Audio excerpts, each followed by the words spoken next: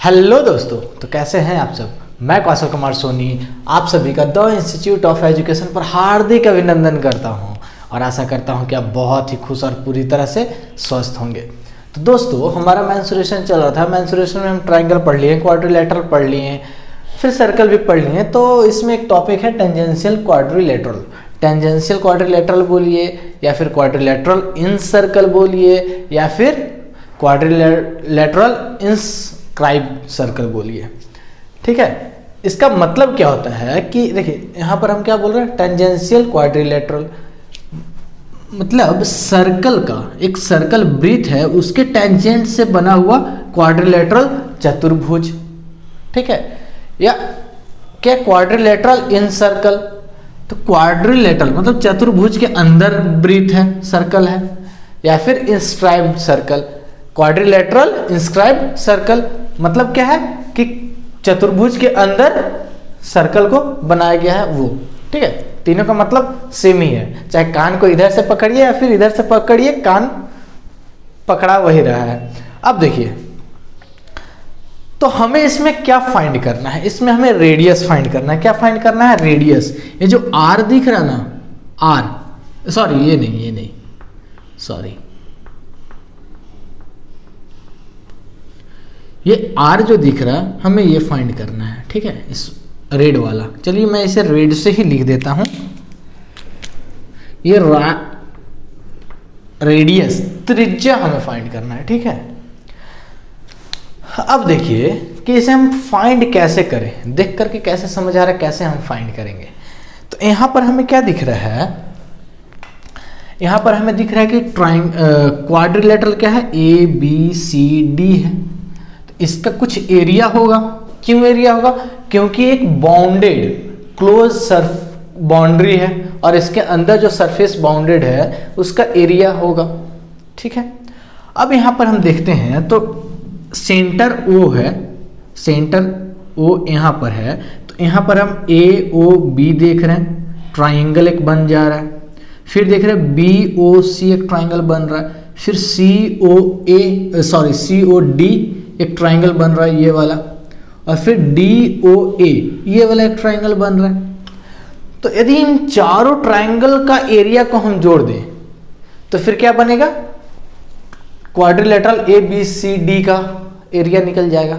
ठीक है, और यदि हम ये हर एक ट्राइंगल को देखें उसका एरिया निकालने का हमारा फॉर्मूला क्या होता है, half into base into height,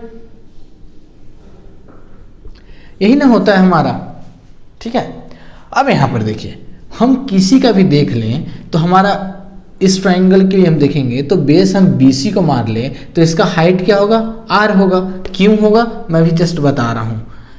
इसका देखेंगे तो इसका भी A, इसका देखेंगे तो इसका भी A हो जाएगा, और AD को यदि बेस माने तो इसका हाइट A हो जाएगा ट्राइंगल AOD के लिए। ठीक है, क्यों हो रहा है यहां पर, चलिए हम लोग समझते हैं। यहां पर क्या है, हम लोग पढ़ चुके हैं कि कोई भी सबसे पहली बात ये टेंजेंशियल क्वाड्रिलेटरल है। तो टेंजेंट होता क्या है, टेंजेंट वो होता है जो कि किसी भी वृत्त को किसी एक बिंदु पर स्पर्श करता हुआ, टच करता हुआ निकल जाता है। ठीक है, तो उसे हम क्या बोलते हैं, टेंजेंट। तो यहां पर देखेंगे ए बी क्या कर रहा है, ट्राइंगल को, इस सर्कल को पॉइंट P पर टच करता हुआ निकल जा रहा है। यहां पर देखेंगे बी सी, तो ए भी क्या कर रहा है, जो पॉइंट Q पे है ये रेडियस जो आ रहा है वो क्या कर रहा है, टच, सॉरी ये BC जो है वो सर्कल को पॉइंट Q पे टच करता हुआ निकल जा रहा है। CD है पॉइंट R पर टच करता हुआ सर्कल को निकल जा रहा है, और S पे DA टच करता हुआ निकल जा रहा है। ठीक है, अब यहां पर देखिए ये सब क्या है, टच करता हुआ निकल जा रहा है, और ये जितने पॉइंट्स है P Q R S सब कहां लाई कर रहे हैं, सर्कमफेरेंस पर, सर्कल का जो बाउंड्री है उस पे लाई कर रहा है। और हम क्या पढ़े थे, सर्कल क्या होता है, इनफाइनाइट नंबर ऑफ पॉइंट्स का कलेक्शन होता है। तो यहां पर भी एक पॉइंट है, यहां पर भी एक, और ये सारे पॉइंट्स क्या होते हैं, सेंटर से इक्वी डिस्टेंस होते हैं। मतलब ए आर है तो ए भी आर हो जाएगा, ए भी आर हो जाएगा, ए भी आर हो जाएगा, सारे का इक्वल डिस्टेंस होगा और हमें आर फाइंड करना, और चारों ट्राइंगल में हमें क्या दिख रहा है? रेडियस दिख रहा है। अब रेडियस दिख रहा है, अब मैं इसे हाइट क्यों बोला? क्योंकि हम एक चीज और पढ़े हैं कि टेंजेंट जिस पॉइंट को टच करता हुआ जा रहा है उस पॉइंट पर खींचा गया क्या? रेडियस, जो कि या फिर कोई भी ऐसा लाइन जो सेंटर से आ रहा है उस पॉइंट पर यदि टच करता है तो क्या करता है? वो टेंजेंट पर परपेंडिकुलर होता है। ठीक है, टेंजेंट पर परपेंडिकुलर होता है। या तो टेंजेंट जिस पॉइंट पे टच कर रहा है उस पॉइंट से रेडियस को मिला दिया जाए स्ट्रेट लाइन से, तो वो क्या करेगा? टेंजेंट पे परपेंडिकुलर होगा। तो इतना समझ गए? अब चलिए, इतना समझ गए तो क्या होता है? एक ट्राइंगल हम ए ओ बी देख रहे हैं तो इसे हम बेस मान रहे हैं, तो ये क्या हो जाएगा? हाइट। उसी तरह बी सी बेस है तो ये हाइट हो जाएगा किस ट्राइंगल के लिए? बी ओ सी के लिए। अब सी ओ डी के लिए देखेंगे तो बेस हमारा क्या हो जाएगा? सी डी हो जाएगा, और हाइट हमारा क्या हो जाएगा? Radius O R. उसी तरह हमारा डी ओ ए में क्या है? रेडियस हमारा हाइट हो जाएगा और ये बेस हो जाएगा। तो रेडियस तो हम आर वैल्यू मान लिए हैं, ठीक है, रेडियस हमारा आर होगा वो हम मान लिए हैं, लेकिन इसका भी तो होना चाहिए बेस। तो चलिए हम ए बी का लेंथ ए मान लेते हैं, बी सी का लेंथ बी मान लेते हैं, सी डी का लेंथ सी मान लेते हैं और ए डी का लेंथ डी मान लेते हैं। ठीक है दोस्तों, तो अब यहां पर हम लोग देखते हैं, let area of the quadrilateral कौन? A B C D. ठीक है, ये बाहर जो टेंजेंट से बन रहा है उस क्वाड्रिलेटरल का हम एरिया निकाल रहे हैं। A B C D is equal, हम यहां पर इसे ए मान लेते हैं। ठीक है, इसे हम ए मान लिए, तो अब एरिया इज इक्वल क्या हो जाएगा? ए इज इक्वल, यहां पर देखिए, area of triangle A O B plus area of triangle B O C, area of triangle B O C plus area of triangle C O D, area of triangle C O D plus area of triangle D O A, area of triangle D O A. ये चारों triangle का यदि हम area का सम कर दें तो हमारे पास क्या आएगा? Area of the quadrilateral. अब यहां पर देखिए, हमारा ट्राइंगल का एरिया क्या होता है? Half into base into height. ठीक है, यहां पर हम लिखे हुए हैं, तो अब देखिए हाफ इंटू इसका बेस क्या हो जाएगा? ए ओ बी का, ए ओ बी का हम बेस देखेंगे तो ए बी हो जाएगा, ए बी इंटू हाइट क्या हो जाएगा इसका? O P. समझ में आ रही सारी बातें? तुम आराम से समझिए, क्योंकि एक बार समझेंगे, आराम से समझेंगे, यदि समझ में आ गया तो फिर जब क्वेश्चन करेंगे तो उतना टाइम नहीं लगेगा। इसलिए समझते वक्त आप अच्छे से समझ जाइए। क्या होता है कि कुछ बच्चे क्या करते हैं कि हड़बड़ी में समझते हैं सारी चीज़ों को, बस ऊपर ऊपर से समझ लिया, क्वेश्चन बनाने बैठ गए, तो उनका क्या होता है कि पहला क्वेश्चन बनाएंगे तो फिर कॉन्सेप्ट पीछे पलटेंगे, फिर दूसरा भी क्वेश्चन बनाने का है तो वहाँ पर भी कॉन्सेप्ट पलटेंगे, पलट कर मतलब देखेंगे। तो आप बार बार कॉन्सेप्ट को पलट कर देख रहे हैं, उससे अच्छा है कि आप क्या करें, एक बार कॉन्सेप्ट को अच्छे से समझ लें, और जैसे ही आप कॉन्सेप्ट को अच्छे से समझ जाएंगे तो आपको याद करने की जरूरत थोड़ी पड़ेगी। और याद करने की जरूरत नहीं पड़ेगी, वो आपके माइंड में बैठ जाएगा। तो फिर क्या होगा कि आप जब भी क्वेश्चन बना रहे हैं, first time, second time, third time, तो आप डायरेक्ट अप्लाई कर पाएंगे। ठीक है, उस चीज़ों को, क्योंकि आपने सारी चीज़ें, सारे कॉन्सेप्ट को बारीकियों से समझा है। ठीक है, तो यहां पर देखिए B C into B O C का हम देख रहे थे, तो इसका हाइट क्या हो जाएगा? O Q plus half into COD, COD ये वाला ट्राइंगल, तो इसका बेस क्या हो जाएगा, CD इंटू हाइट क्या हो जाएगा, OR प्लस, अब कौन सा ट्राइंगल, DOA, ठीक है, तो इसका क्या हो जाएगा, हाफ इंटू AD, AD बोलिए DA बोलिए कोई दिक्कत नहीं है। अब देखिए इसका हाइट क्या हो जाएगा, SO,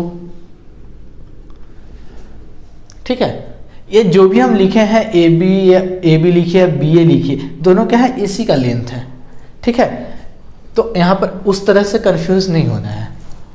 अब यहाँ पर देखते हैं, हाफ इंटू AB का वैल्यू क्या है, AB का वैल्यू A इंटू OP का वैल्यू क्या है, R plus half into BC का वैल्यू क्या है, B इंटू OQ का वैल्यू क्या है, R plus half into CD का वैल्यू क्या है, CD का C है इंटू यहाँ पर क्या है, CD के बाद OR ये वाला वैल्यू क्या है, R radius plus half into 1 2 3 चौथा number last, half into AD क्या है, ये वाला, तो ये वाला क्या है, D इंटू, सॉरी यहाँ पर मल्टीप्लाई होगा, SO क्या है, रेडियस R।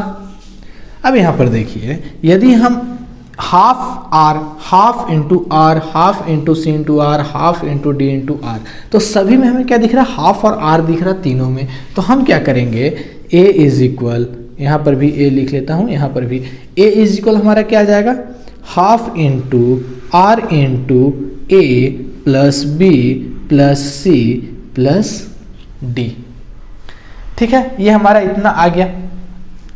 अब हम क्या करते हैं कि 2 को लेफ्ट हैंड साइड ले जाते हैं, तो लेफ्ट हैंड साइड ले जाएंगे तो कितना हो जाएगा, 2A is equal R into A plus B plus C plus D, ठीक है, इतना चीजें हम समझ गए। अब यहाँ पर देखिए, अब हम क्या कर रहे हैं कि ये जो ब्रैकेट के अंदर है A plus B plus C plus D, इसे हम क्या करते हैं, लेफ्ट हैंड साइड ले जाते हैं, तो यहाँ पर क्या हो जाएगा, 2A divided by A plus B plus C plus D is equal क्या हो जाएगा, R, और यही तो हमसे पूछा गया था, ठीक है, यही पूछा गया था ना, तो इसे मैं मिटा दे रहा हूं क्योंकि इसका तो अभी काम नहीं है, इसे हमने समझने के लिए लिखा था और वो चीज़ को समझ भी गए और हमने वो वैल्यू निकाल भी लिया, तो क्या हो जाएगा,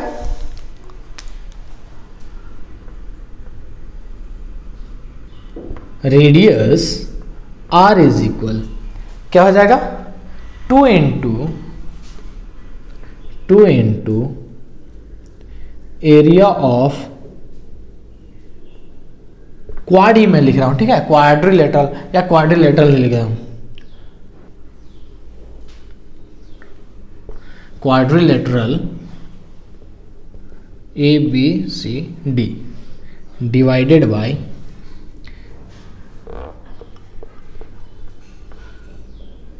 A plus B plus C plus D, ठीक है, ये हमारा आ गया फॉर्मूला।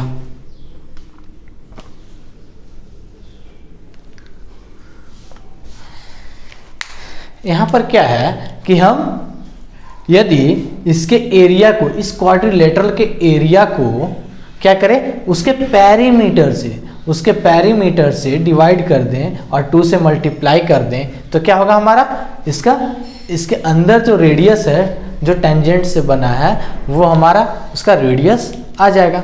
अब यहाँ पर हम ध्यान से देखें दोस्तों, तो A प्लस, इस 2 को यदि हम नीचे लाएंगे तो 2 को नीचे लाएंगे तो क्या आएगा, A plus B plus C plus D by 2, ठीक है, तो वो क्या हो जाएगा, सेमी पैरीमीटर। सेमी पैरीमीटर क्या होता है, पैरीमीटर का आधा, A plus B plus C plus D क्या है, तो पैरीमीटर है, तो A क्या हो जाएगा, तो यहाँ पर देखिए रेडियस क्या हो जाएगा, radius is equal, radius R is equal क्या हो जाएगा, area of quadrilateral ABCD divided bye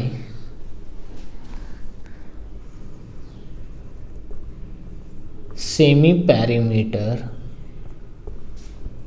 of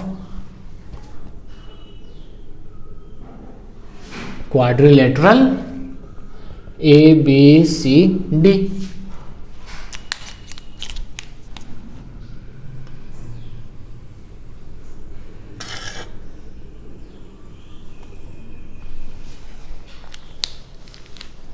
ठीक है, क्या हुआ, ये सेमी पैरीमीटर से यदि हम डिवाइड कर दें इस क्वाड्रिलेटरल के एरिया को, तो हमारा इसके अंदर जो सर्कल बना है, इंस्क्राइब सर्कल या इन सर्कल, उसका रेडियस हमारे पास आ जाएगा।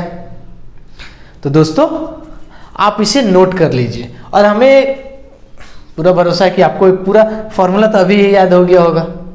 ठीक है, बहुत आराम से हम समझे हैं सारी चीज़ों को, और सारी चीज़ों को बहुत आराम से हम लिखते लिखते समझते फॉर्मूले तक आए हैं। ठीक है, तो आप इसे नोट कर लीजिए, फिर हम लोग इस पे एक क्वेश्चन भी करते हैं।